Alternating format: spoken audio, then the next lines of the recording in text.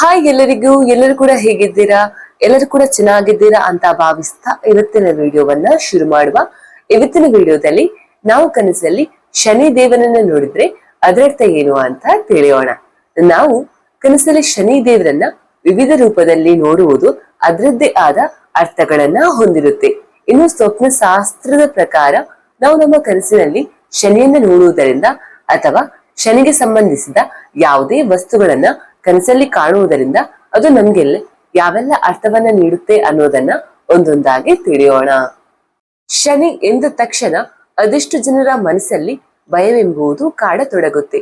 ಯಾಕಂದ್ರೆ ಶನಿಯು ವ್ಯಕ್ತಿಯ ಪಾಪ ಕರ್ಮಗಳಿಗೆ ಸರಿಯಾದ ಫಲವನ್ನ ನೀಡುವವನು ಆಗಿರುತ್ತಾನೆ. ನಾವು ಒಳ್ಳೆಯ ಕೆಲಸಗಳನ್ನ ಮಾಡಿದರೆ ಶನಿಯು ನಮ್ಗೆ ಶುಭ ಫಲವನ್ನ ನೀಡುತ್ತಾನೆ.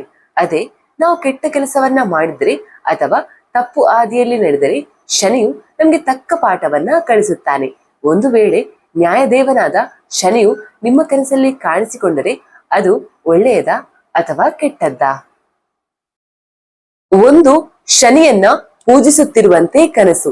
ಒಬ್ಬ ವ್ಯಕ್ತಿಯು ತನ್ನ ಕನಸಲ್ಲಿ ಶನಿ ದೇವನನ್ನ ಪೂಜಿಸುತ್ತಿರುವಂತೆ ಕನಸನ್ನ ನೋಡಿದ್ರೆ ಅಂತಹ ಕನಸುಗಳು ನಮ್ಗೆ ಮಿಶ್ರ ಫಲಗಳನ್ನ ನೀಡುವಂತಹ ಕನಸುಗಳ ಸಾಲಲ್ಲಿ ಸೇರಿಕೊಳ್ಳುತ್ತೆ.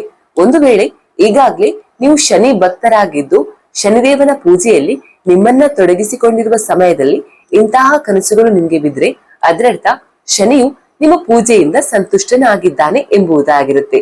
ಇದು ನೀವು ಶೀಘ್ರದಲ್ಲಿ ಶನಿಯ ಆಶೀರ್ವಾದವನ್ನ ಪಡೆದುಕೊಳ್ಳುತ್ತೀರಿ ಎಂಬ ಸಂಕೇತ ಕೂಡ ಹೌದು. 2. ಶನಿ ದೇವನನ್ನ ನೋಡುವುದು. ಸ್ವಪ್ನ ಶಾಸ್ತ್ರದ ಪ್ರಕಾರ ಯಾವುದೇ ಒಬ್ಬ ವ್ಯಕ್ತಿಯು ಶನಿ ಸೇಡೆ ಸತಿ ಅಥವಾ ಶನಿ ದೋಷಕ್ಕೆ ಒಳಗಾಗಿದ್ರೆ ಅಥವಾ ಯಾವುದೇ ವ್ಯಕ್ತಿಯ ಜಾತಕದಲ್ಲಿ ಶನಿ ದೇವನ ಉಪಸ್ಥಿತಿ ಇದ್ದಾಗ ಅಂತಹ ಸಮಯದಲ್ಲಿ ಆ ವ್ಯಕ್ತಿಯ ಕನಸಲ್ಲಿ ಶನಿ ದೇವನು ಕಾಣಿಸಿಕೊಂಡ್ರೆ ಅದನ್ನು ಅತ್ಯಂತ ಶುಭ ಕನಸೆಂದು ಪರಿಗಣಿಸಲಾಗುತ್ತೆ. ಇಂತಹ ಕನಸುಗಳು ನಿಮ್ಮ ಜೀವನದ ಸಮಸ್ಯೆಗಳು ಅಥವಾ ತೊಂದರೆಗಳು ಶೀಘ್ರದಲ್ಲಿ ಪರಿಹಾರವಾಗುತ್ತದೆ ಎಂಬ ಸೂಚನೆ ಆಗಿರುತ್ತೆ. 3. ಕಾಗೆ ಮೇಲೆ ಕುಳಿತಿರುವ ಶನಿಯ ಕನಸು. ಕಾಗೆಯನ್ನ ಶನಿ ದೇವನ ವಾಹನವೆಂದು ಪರಿಗಣಿಸಲಾಗುತ್ತೆ. ಶನಿ ದೇವನು ಯಾವಾಗ್ಲೂ ಕಾಗೆಯ ಮೇಲೆ ಕುಳಿತು ಸಂಚಾರವನ್ನ ಮಾಡುತ್ತಾನೆ. ಒಂದು ವೇಳೆ ನೀವು ನಿಮ್ಮ ಕನಸಿನಲ್ಲಿ ಶನಿ ದೇವನು ಕಾಗೆಯ ಮೇಲೆ ಕುಳಿತು ಸಂಚಾರ ಮಾಡುತ್ತಿರುವಂತೆ ಕಾಣಿಸಿಕೊಂಡ್ರೆ ಅಂತಹ ಕನಸುಗಳನ್ನ ಅಶುಭ ಕನಸುಗಳೆಂದು ಪರಿಗಣಿಸಲಾಗುತ್ತೆ. ಇಂತಹ ಕನಸುಗಳು ನೀವು ನಿಮ್ಮ ಮುಂದಿನ ದಿನಗಳಲ್ಲಿ ಸಾಕಷ್ಟು ಸಮಸ್ಯೆಗಳನ್ನ ಅನುಭವಿಸುತ್ತೀರಾ ಎಂಬುದನ್ನ ಅಥವಾ ಜೀವನದಲ್ಲಿ ಏರಿಳಿತಗಳು ಎದುರಾಗಬಹುದು ಎಂಬುದರ ಸೂಚನೆ ಇದಾಗಿರುತ್ತೆ. 4.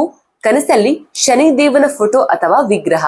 ನೀವು ನಿಮ್ಮ ಕನಸಲ್ಲಿ ಶನಿ ದೇವನ ಫೋಟೋ ಅಥವಾ ವಿಗ್ರಹವನ್ನ ಶುಭ ಸಂಕೇತವೆಂದು ಪರಿಗಣಿಸಲಾಗುತ್ತೆ.